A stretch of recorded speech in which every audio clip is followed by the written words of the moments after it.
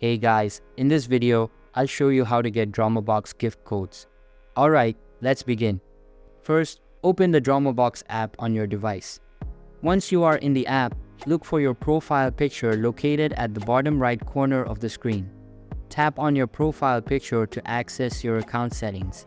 From here, select the option that says Gifts. If you have a gift code, this is where you will redeem it.